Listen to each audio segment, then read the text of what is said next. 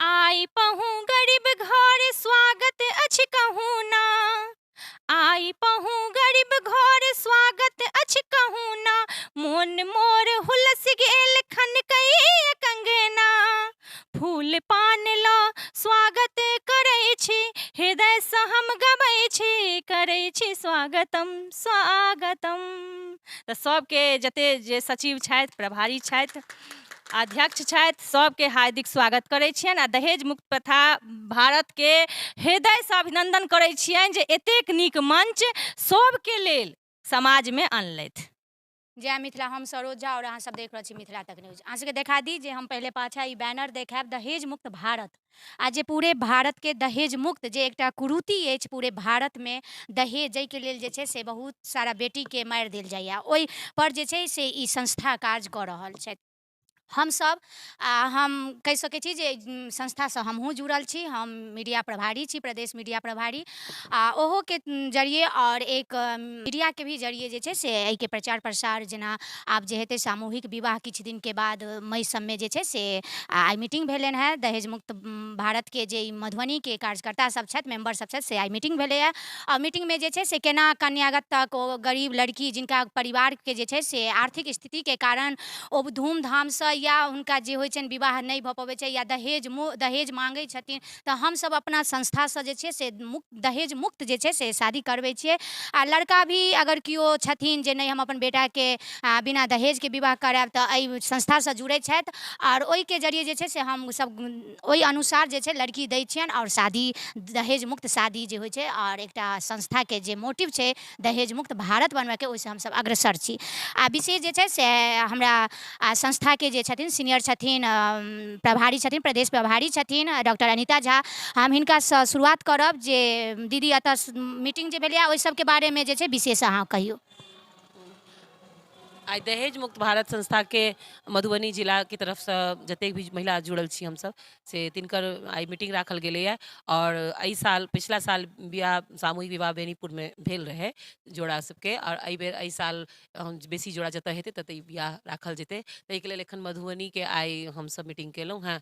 और एहि में मतलब जते भी सब आयल छी, जतऽ सब अपना अपना प्रखंड अध्यक्ष छथिन एहि अथी के, सब आयल छथिन। और अहाँ सब हैया सबसँ एक बेर के बात कऽ लिअ, अपन अपन सब सहयोग एहिमे दऽ रहल छथि। हम रेखा प्रखंड के दहेज मुक्त भारत के अध्यक्ष छी।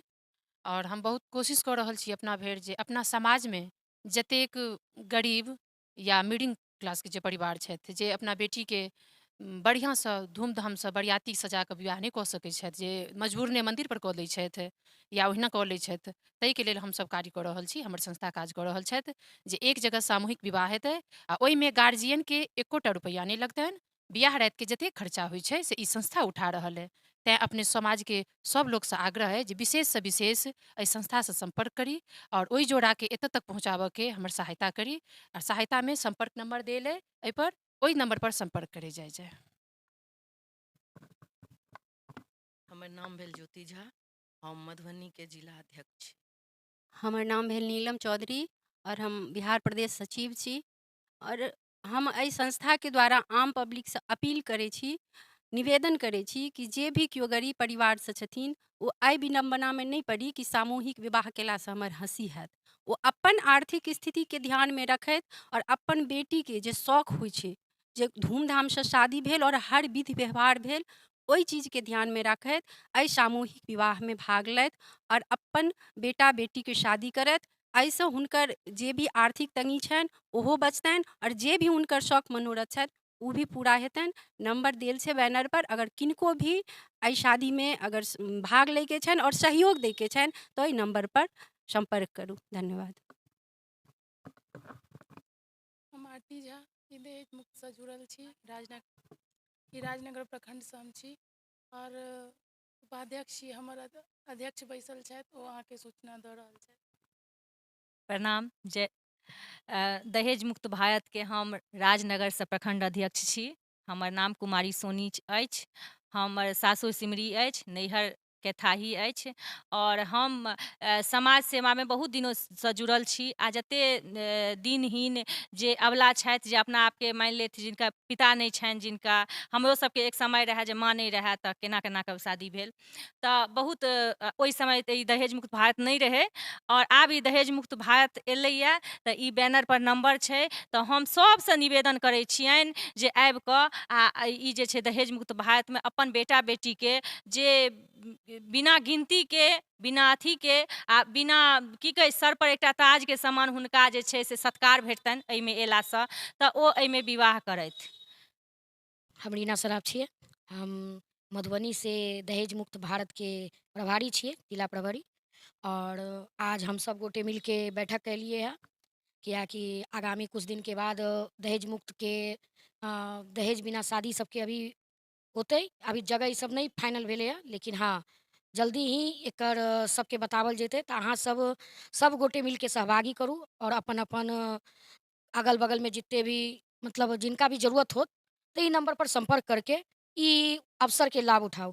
पिछलो साल भेल रहे, बहुत आदमी लाभ उठेलखिन।